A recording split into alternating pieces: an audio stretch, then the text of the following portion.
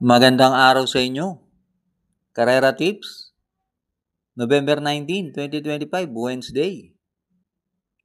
Hi nga pala sa ating mga members na sina Sir Florentino Ruiz, Les Trimble, at Sir Jack Bauer. Race 1, Pilo Accommodating Base Class 4, 42 to 56 split. Distance 1,200 meters na merong 8 entries. Start ito ng winner take all. Races 1 to 7. Meron nga palang carry over ang Super 6 dito na 57,000 plus. Dito sa race 1, pampremera ko yung entry number 6, Real Equity, sakay ni RC Baldonido. Tingin ko yan ang babandera. At panigundo ko yung entry number 8, Tugatog, sakay ni Pabs Cabalejo. Maganda ang numero ni Tugatog. At may tulin din yan si Tugatog. Pag umalis siya ng tersero pwesto at nagbakbakan yung 4-6, mapapabor sa kanya yung karera. Kaya dito sa race 1, pampremera 6, Real Equity. Panigundo 8, Tugatog. Race 2, Pilo Accommodating Base Class 5, 17 to 41, split. Distance 1,200 meters na merong 8 entries. Start ito ng peak 6, races 2 to 7. Dito sa race 2, pampremera ko yung entry number 7, Aliana, sakay ni GL Ciego Jr. Last run sa isang 1,400 meter race, gumawa niya ng 1:30.8. Pero dito sa karerang to, yung ganyang distansya, tingin ko sakto kay Aliana yan. At panigundo ko yung entry number 3, Umaapoy, sakay ni Edgy Guerra. Last run, parang di naman inilaban yan. Dito pag inilaban yan, may panalo yan dahil may isang bigla yan. At sasama ko na rin yung entry number 1, Early Bird, sakay ni RC Tabor. Tingin ko magandang dehado yan. Kaya dito sa race 2, pampremera 7, Aliana. Panigundo 3, Umaapoy. Pantersero 1, Early Bird. Race 3, Pilo Accommodating Base Class 5, 17 to 41, split. Distance 1,200 meters na merong 8 entries. Start ito ng peak 5, races 3 to 7.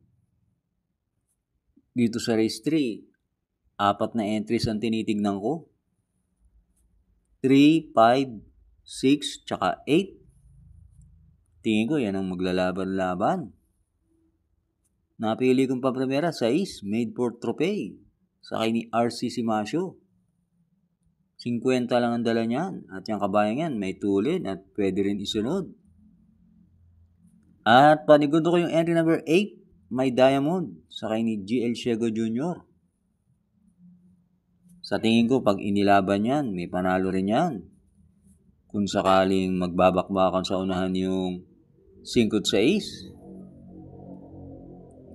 Kaya dito sa race 3, pampremera 6, Made for Trophy.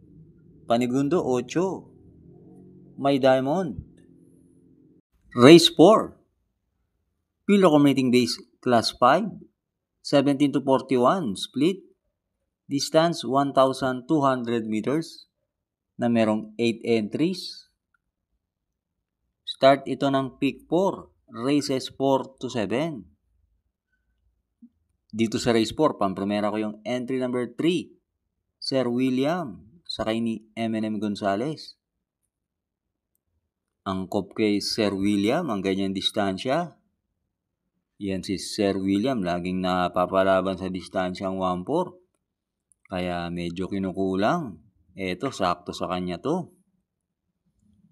At panigundo ko na rin yung entry number 4, Atomic Bomb, sakay ni JD Huco. Mabababa ang ganitong grupo para kay Atomic Bomb, kaya tingin ko may panalo rin yan. Kaya dito sa race 4, Pampremera 3, Sir William. Panigundo 4, Atomic Bomb. Huwag na huwag pong kakalimutan, mag-like and subscribe.